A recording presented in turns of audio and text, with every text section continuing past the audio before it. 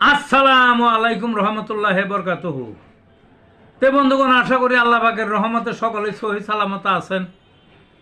তে কবি Gazi Akkas YouTube channel 017140885009 এর পক্ষ থেকে আপনাদের সকলের প্রতি রইল একান্ত আন্তরিক শুভেচ্ছা ভালোবাসা। তে বন্ধুগণ, এখন আপনাদের সামনে যে বয়ানটা রাখবার চেষ্টা করব, বয়ানটার নাম হলো জ্বালা পোড়ার রোগে হোমিওপ্যাথিক চিকিৎসা। কিসের? জ্বালা পোড়ার রোগে হোমিওপ্যাথিক চিকিৎসা। এই যে মানুষের এত দেহ আছে না, এই যে একটা বিশাল দেহ, এই দেহের মধ্যে জ্বালা পোড়া নামে একটা অসুখ আছে। এই জ্বালা পোড়া অনেক সময় থাকে নিজেই সরাসরি একটা রোগ, অনেক সময় অন্য রোগের পার্শ্ব প্রতিক্রিয়াও জ্বালা পোড়া করে। এই জ্বালা পোড়া বিভিন্ন স্থানে বিভিন্ন অঙ্গ হইতে পারে। তো সাধারণত বেশি হয় হাতে পায়ে, বিশেষ করে পায়ে।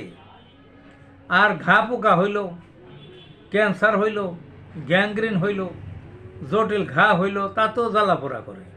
বুঝলেন না? আরও বিভিন্ন জ্বালা পোড়া আছে। তো জ্বালা পোড়ার জন্য হোমিওপ্যাথিতে অসংখ্য ওষুধ আছে। আমি কয়েকটা ওষুধের কথা বলবো। এই জ্বালা পোড়া কারো কারো ওই ঠান্ডা পানিতে বা ঠান্ডা বাতাসে বা বরফ দিলে ভালো লাগে। কেউ কেউ ল্যাপের নিচে পা নিতে পারে না, মাঘ মাসে বাইর করে রাখতে হয়, পানি ডালতে হয় রাত দুপুর উঠে। আবার কারো আবার গরম পানি ডাললে ওই জ্বালা পোড়াটা কমে। ঠান্ডা পানি দিলে যে জ্বালা পোড়াটা কমে ওটার এক ঔষধ, আবার গরম পানিতে জ্বালা পোড়া কমে ওটার আর এক ঔষধ। আবার জটিল থেকে জটিল পর্যায়ে চলে যাচ্ছে তখন আবার আর এক পদের ওষুধ,